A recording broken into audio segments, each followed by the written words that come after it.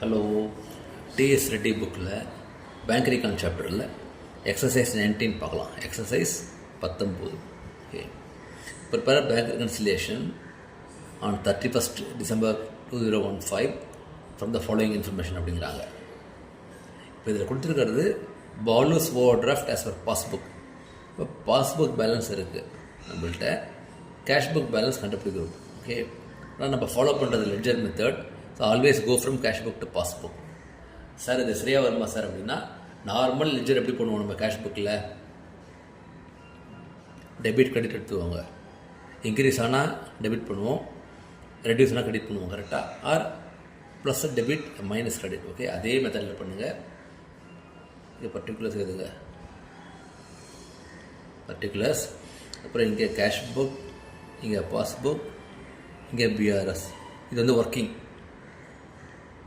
Okay, சரி. இப்போ first on 30th December checks had been issued 7,000, of which 3,000 only had been encashed.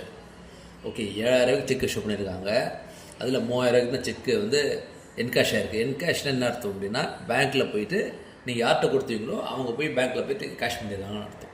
இப்போ மிச்சம் 4,000 ரூபா வந்து பெண்டிங், 4,000 என்கேஷ் ஆகலை. ஓகேயா? இப்போ என்ன பண்ணுங்கன்னா, checks issued not in passbook yet. கரெக்டா? சரி, இதில் கேஷ் புக்கில் என்ட்ரி வந்திருக்குமா, வந்திருக்காதா? கேஷ் புக்கில் என்ட்ரி வந்திருக்கும். கரெக்ட். பாஸ்புக்கில் ஒன்றும் என்ட்ரி வரல. கரெக்ட். இப்போ பிஆர்எஸில் என்ன பண்ணோம்? ஓகே, என்ட்ரி வந்திருக்குன்னா அது இன்க்ரீஸ் ஆகிருக்குமா ரெடியூஸ் ஆகிருக்குமா தான் பார்க்கணும். செக்ஸ் இஷ்யூன்னா அப்போ ரெடியூஸ் ஆகிருக்கும். கரெக்டாக? அப்போ பிஆர்எஸில் அதை ஆட் பேக் பண்ணிடணும், ரிவர்ஸ் பண்ணணும். ஓகேயா? அப்போ ரிவர்ஸ்னால் என்ன பண்ணணும்னா, இந்த இடத்துல வந்து 4,000 rupees ஆட் பேக் பண்ணணும். ஓகே, அடுத்தது cheques amounting to 3,500 had been paid into bankனா டெபாசிட்டட் அர்த்தம். Deposited for collection, but only 500 had been credited in the passbook. Okay, நீங்கள் செக்ஸ் டெபாசிட் பண்ணியிருக்கீங்க 3,500, அதில் 500 தான் வந்திருக்கு. அப்போ 3,000 பெண்டிங், 3,000 பெண்டிங். அப்போ சி. இது வந்து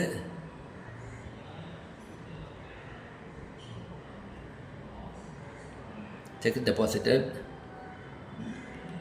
not in passbook yet. So cheque deposit பண்ண நாங்கள் பேலன்ஸ் இன்க்ரீஸ் பண்ணுவோம். கரெக்டாக? நான் பாஸ்புக்கில் வரலை. அப்போ நம்ம பிஆர்எஸில் ரிவர்ஸ் பண்ணிடணும். பிஆர்எஸில் ரிவர்ஸ் பண்ணிடணும் 3,000 rupees. ஓகே, அடுத்தது bank charge 500 as interest on overdraft and the intimation of which has been received on 2nd January. அப்போ இன்னும் நம்ம புக்கில் வரல. அப்போ கேஷ் புக்கில் பெண்டிங்.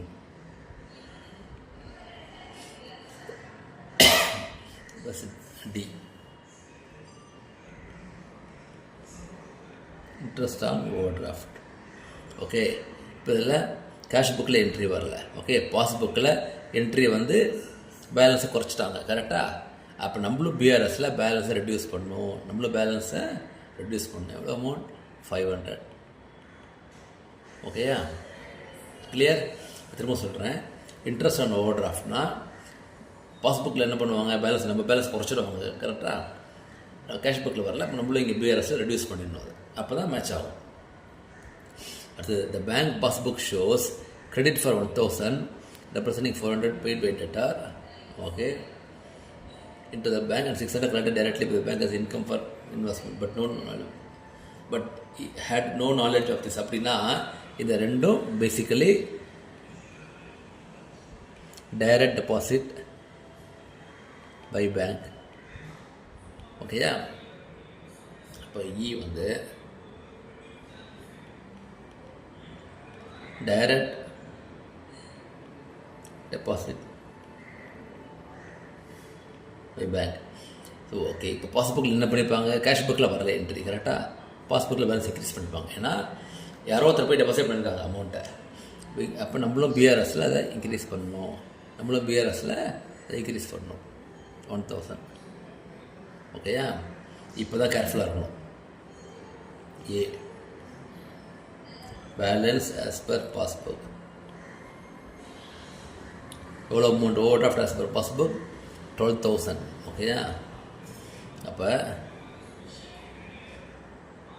இப்போ டெபிட்டில் வருமா கிரெடிட்டில் வருமா? அதுதான் முக்கியம்.